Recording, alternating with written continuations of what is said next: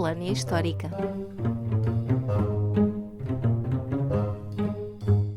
Olá a todos e bem-vindos ao podcast Falando de História. Eu sou o Paulo M. Dias e comigo está, como é costume, Rogério Luís Jesus. Tendo em conta que o nosso livro, intitulado Atualizar a História, uma nova visão sobre o passado de Portugal, será apresentado em Lisboa esta semana, no dia 12 de maio, dia em que também passa a ser vendido em lojas físicas, decidimos dedicar esta miscelânea, a 24ª, a esta nossa obra. Assim sendo, vamos finalmente aceder aos pedidos de vários ouvintes e revelar o índice do livro e também, claro, falar um pouco sobre a nossa digressão pelo país para o apresentar em várias cidades. Sim, é verdade. E se calhar começamos até pelo final. Portanto, o nosso livro vai ser apresentado primeiro em Lisboa por Paulo Jorge de Sousa Pinto, investigador do CHAM, do Centro de Humanidades da Universidade Nova de Lisboa, no dia 12 de maio, pelas 18h30, na FNAC do Centro Comercial Colombo. E na semana seguinte, no dia 17, e novamente pelas 18h30, apresentaremos o livro na FNAC do Fórum Coimbra, e neste caso será pela mão de Miguel Bandeira Jerónimo, professor da Faculdade de Letras da Universidade de Coimbra. E logo nessa mesma semana, no dia 20, já na sexta-feira, é a vez do Porto, onde estaremos na FNAC de Santa Catarina, novamente às 18h30, e a apresentação estará a cargo do arqueólogo e historiador, e aliás também divulgador de história, Joel Cleto. E para terminar, pelo menos por agora, esta nossa digressão, estaremos no dia seguinte, no dia 21 de maio, e, mais uma vez,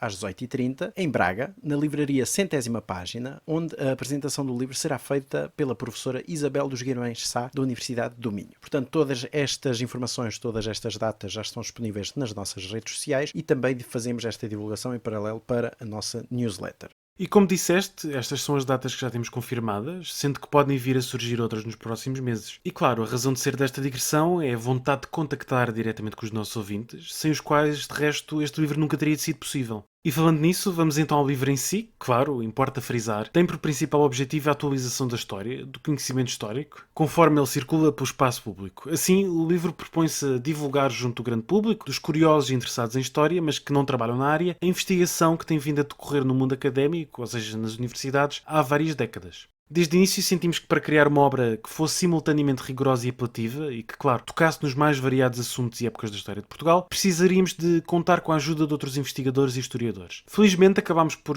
contar com a preciosa colaboração de 26 autores, além de nós próprios, claro, que se dedicaram à escrita de 29 capítulos. Importa também salientar que esta equipa que reunimos inclui investigadores nacionais e estrangeiros, oriundos de diferentes universidades nacionais e internacionais e, claro, em diferentes fases da carreira, mas cada capítulo representa já vários anos de estudo, em alguns casos mesmo décadas de investigação. Mas Roger, vamos então ao índice. Mas bom, quanto ao índice, convém também notar que tentamos ter algum equilíbrio dentro dos temas, dentro dos próprios períodos, dentro das épocas, portanto, para não dar demasiada primazia, quer ao período medieval, ao moderno, ao contemporâneo, e por isso temos aqui um livro relativamente equilibrado. Obviamente, somos um pouco parciais nestas nossas avaliações, mas parece-nos que realmente, pelo menos, conseguimos ter uma obra equilibrada nesse sentido. E, portanto, também aproveitamos para dizer que, para os nossos ouvintes, alguns capítulos não serão total novidade, tendo em conta que já aproveitámos vários convidados que vieram aqui ao nosso podcast para precisamente escrever alguns destes capítulos. E para então revelar finalmente o conteúdo do nosso livro, começamos com um capítulo intitulado Viriato, uma figura portuguesa ou ibérica, escrita pela mão do professor Carlos Fabião, da Faculdade de Letras da Universidade de Lisboa, e que tenta precisamente desmistificar esta ideia de quem foi Viriato, se foi realmente o pai dos lusitanos e quem foram estes lusitanos e como é que a sua memória foi construída ao longo dos séculos. Claro que sabemos que a figura de Viriato não é propriamente uma figura do período português, não é? Aliás, muito antes disso, mas pela sua importância dentro da história de Portugal, sobretudo dentro da mitologia nacional, resolvemos, claro, incluí-lo. Passamos então para a Idade Média, e daí que temos um capítulo a seguir intitulado Uma Matriz Medieval Islâmica na Fundação do Reino, da autoria de Ana Miranda, investigadora da Faculdade de Letras da Universidade de Lisboa, e que procura também um pouco questionar o que é que foi este legado islâmico dentro da construção do Reino Português. E entramos, então, a partir daí, já na própria construção do reino, não é assim, Paulo? Sim, é verdade, passamos para um capítulo intitulado Dona Teresa e a Fundação do Reino de Portugal, uma relação atribulada, da autoria do professor Luís Carlos Amaral, da Universidade do Porto, que lida precisamente com este governo de Dona Teresa, mãe de Dom Afonso Henriques, e com a sua relação com o seu filho, que, como sabemos, foi o primeiro rei de Portugal. Passamos em seguida para um capítulo dedicado a um dos nossos temas favoritos, digamos assim, a Ordem do Templo e a Construção do Reino de Portugal, da professora Paula Pinto Costa, também da Universidade do Porto, e que lá está, tenta desmistificar um pouco esta ideia dos templários como uma ordem mística e muito mágica, mas foca-se, pois, claro, no papel desta ordem na fundação do próprio Reino Português e no papel que efetivamente tiveram. Em seguida passamos para uma questão social, com um capítulo intitulado Uma Sociedade Desemparada, a Assistência na Idade Média, de Ana Rita Rocha, investigadora do IEM, o Instituto de Estudos Medievais, e que, como o título indica, lida precisamente como, durante a Idade Média, os mais carenciados eram encarados e tratados pela sociedade em torno. E deste capítulo passamos para um outro, intitulado A Cultura Medieval, Uma Idade das Trevas, de Covadonga Valdalizo Casanova, professora da Faculdade de Letras da Universidade de Lisboa, de resto é uma das nossas autoras estrangeiras, já referimos, temos vários, e é um capítulo que lida precisamente com esta ideia da Idade Média como um período de estagnação intelectual, de estagnação científica, período um pouco obscuro, que, como se perceberá pelo capítulo, não era exatamente assim. E os capítulos seguintes, Roger? Do que tratam? Bom, continuamos no período medieval e o capítulo logo a seguir intitula-se A Heráldica Medieval para além da Nobreza, da autoria de Marta Gomes dos Santos, doutoranda da Faculdade de Letras da Universidade de Coimbra, e que questiona precisamente o papel da heráldica medieval, a qual nós temos como presente sempre ligada à nobreza, mas que vai muito para além disso. E a seguir, um texto místico de um autor muito pouco credível chamado Paulo M. Dias, e que tem um podcast chamado Falando História, não sei se os nossos ouvintes conhecem, e portanto este Paulo M. Dias escreveu um capítulo intitulado Um Infante Dom Henrique entre o mito e a realidade. E, claro, para quem conhece então o nosso podcast, já adivinha o que o Paulo escreveu neste capítulo, tendo em conta que já dedicamos um episódio a isso, e é precisamente sobre a construção da memória do infante Dom Henrique. E daí passamos a um capítulo de Fernando Olival, professor da Universidade de Évora, com um texto intitulado Repensar a Vocação Oceânica da Ordem de Cristo, séculos XV e XVI, e é um texto muito interessante porque põe em causa a velha ideia do papel da Ordem de Cristo na construção do Império Português, e como mostra que na realidade nem a Ordem de Cristo, nem qualquer outra ordem militar teve realmente grande relevância nisso tudo. Para final do século XV, com um texto do investigador estrangeiro, François Soyer, intitulado A Expulsão dos Judeus e Muçulmanos, uma exigência matrimonial de Dom Manuel I, onde ele questiona também, lá está, esta questão sobre a expulsão dos judeus e dos muçulmanos e quais os impactos que isso acabou por ter. E a seguir, Paulo, o que é que temos? Bom, a seguir temos um capítulo de um autor desconhecido, mas que penso que seja de Coimbra, Roger Lee Jesus, que vai dizer umas coisitas assim, não é? Talvez sem grande interesse, sobre as viagens e os descobrimentos no Atlântico entre as ilhas míticas, o segredo e a realidade. Portanto, deve ser um capítulo bastante esotérico. Sem dúvida alguma. E em seguida passamos então para um capítulo de um outro investigador, A Carreira da Índia, uma história trágico-marítima, de Marco Oliveira Borges, investigador do Centro de História da Faculdade de Letras da Universidade de Lisboa, que lida, como se percebe, pela carreira da Índia, a rota que ligava, claro, Lisboa ao Estado português da Índia, um capítulo que analisa todas as vicissitudes desta carreira ao longo do tempo. Passamos então para um capítulo intitulado Para além das especiarias, o mundo material da carreira da Índia, de Hugo Miguel Crespo, investigador igualmente do Centro de História da Universidade de Lisboa, um capítulo dedicado às questões mais materiais, às joias, ao mobiliário e outros elementos de cultura material que por vezes são esquecidos quando se pensa em história, mas que na verdade são elementos muito importantes para o nosso conhecimento do passado. E daí seguimos para um outro capítulo intitulado Protagonistas do Esquecimento, Desempenhos Femininos na Expansão Marítima e Ultramarina Portuguesa, da professora Amélia Polónia, da Faculdade de Letras da Universidade do Porto, e que, como se percebe, é um capítulo que lida com o papel desempenhado pelas mulheres neste processo de expansão ultramarino português, sobretudo no século XVI, e que de facto é uma questão particularmente interessante.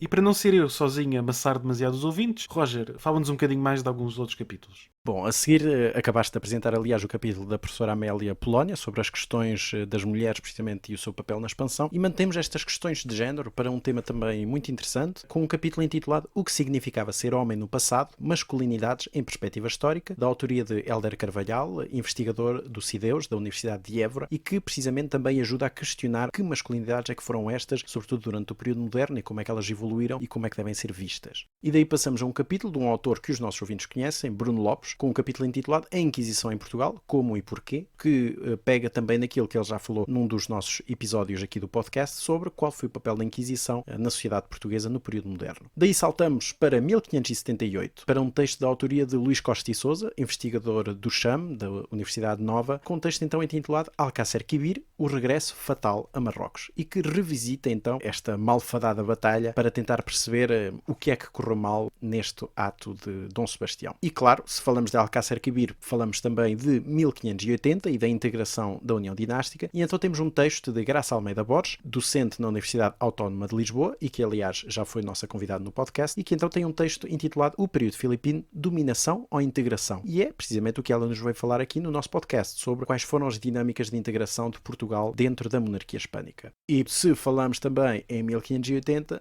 não podemos deixar de falar de 1640, e por isso é que o texto seguinte intitula-se A Restauração, uma revolta por amor à independência, da autoria de Joana Fraga, investigadora do Instituto de Ciências Sociais da Universidade de Lisboa, onde ela também questiona, lá está, quais foram as causas da restauração e da sua respectiva guerra. E também já chega de me ouvirem falar. E Paulo, agora a bola está contigo para continuares aqui neste índice do livro. Bom, e eu chuto para um capítulo intitulado O Império de Resistências, 1500-1850, da autoria da professora Mafalda Soares da Cunha, da Universidade de Évora, e que de resto, como se percebe, lida com as questões das resistências no Império Português, uma questão muitas vezes esquecida, mas que muito recentemente tem sido mais estudada, sobretudo por intermédio de um projeto liderado precisamente por esta professora, e que tem trazido à luz muita nova informação sobre estas questões da integração ou não integração de populações no seio do Império Português ao longo destes séculos, e é de facto um capítulo particularmente interessante. Daí seguimos para um capítulo dedicado a uma das figuras mais conhecidas da história portuguesa, mas também relativamente mal entendida, o Marquês de Pombal, um reformador, da autoria de André Fidalgo, professora na Universidade do Algarve, e que lida precisamente com esta importante figura setecentista. Do Marquês passamos para As Misericórdias, uma instituição de caridade, de Lisbeth Rodrigues, investigadora do Gabinete de História Económica e Social, do ISEG, e que já foi, aliás, nossa convidada no podcast também. E, claro está, o seu episódio foi dedicado às Misericórdias, é a sua área de estudo, e aqui temos também um capítulo onde analisa precisamente o papel destas instituições. Daí passamos para um capítulo intitulado A Dívida Pública Antiga, Irresponsabilidade ou Prudência, da autoria da professora Leonor Freire Costa, do ISEG, e que é um dos capítulos, talvez dos mais provocadores do nosso livro, já que lida com uma questão que ainda é muito atual, a questão da dívida pública, e que de facto explica muitíssimo bem o papel desta dívida ao longo da história portuguesa, como ela vai aparecendo e vai sendo gerida pela coroa portuguesa.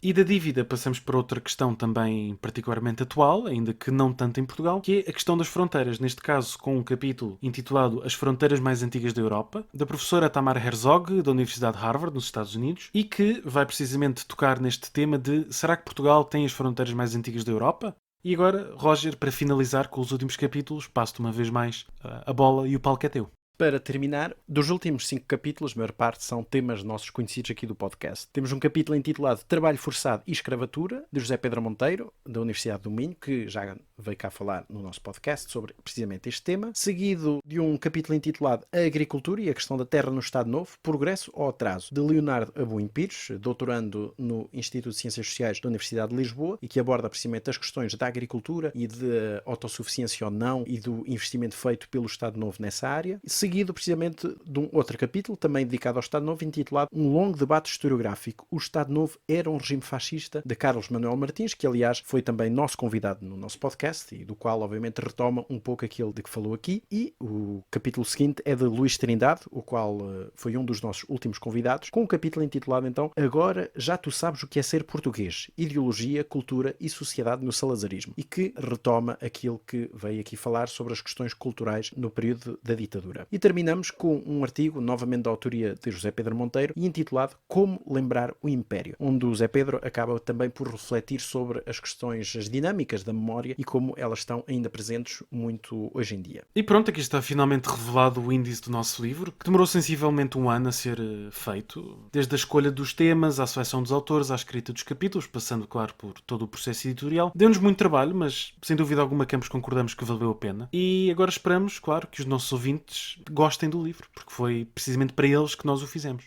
Sim, exatamente. Aliás, o livro, como já fizemos questão de dizer, é escrito para o grande público. Daí que um público especializado, académico, não encontrará assim tantas novidades, porque foi pensado realmente para colmatar esta falha de atualização historiográfica, digamos assim, feita junto do grande público. E, portanto, pronto, esperemos que gostem e já sabem, já divulgámos as sessões de lançamento e contamos, claro, ver-vos um pouco por todo o país. Mas dito isto, esta miscelânea ainda não acabou, porque achámos também relevante continuar a fazer as nossas sugestões da semana. E por isso, Paulo, te pergunto qual é a tua sugestão então desta semana? Eu hoje trago um livro dedicado a outra questão que está uma vez mais atual, e isto parece ser um padrão, não é? Cada vez que trazemos livros as questões parecem estar atuais, porque é assim a história. E neste caso é um livro intitulado A Censura, a construção de uma arma política do Estado Novo, de Júlia Leitão de Barros, editado pela Tinta da China neste mesmo mês de maio de 2022, e é um livro pensado para assinalar precisamente as comemorações do 25 de Abril, com uma investigação sobre os primeiros boletins da censura à imprensa em Portugal. Boletins esses que têm origem no Arquivo Efêmera, organizado, como sabemos, por José Pacheco Pereira. E é efetivamente um livro muito interessante, que aliás sai no seguimento de uma exposição também sobre a censura promovida por esta mesma coleção Efêmera e que, de resto, é, como disse, um tema bastante atual e por isso muito interessante.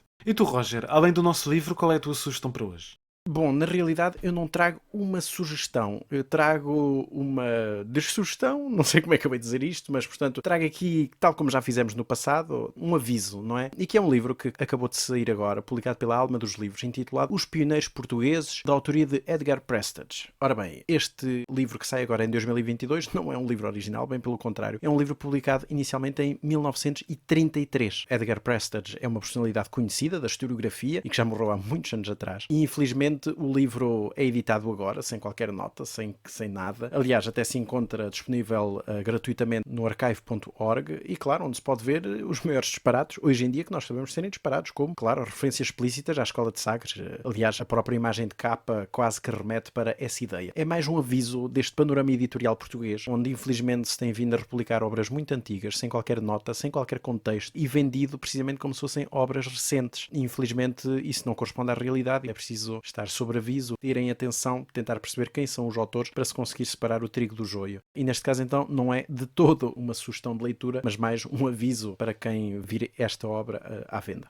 E pronto, por hoje é tudo nesta nossa miscelânea número 24, dedicada, desta vez não tanto a factos históricos ou acontecimentos diversos, mas ao nosso livro que, voltamos a repetir, esperamos que seja do agrado dos nossos ouvintes. E não se esqueçam, disponível a partir do próximo dia 12 de maio. Atualizar a história, uma nova visão sobre o passado de Portugal. Até à próxima. Até à próxima.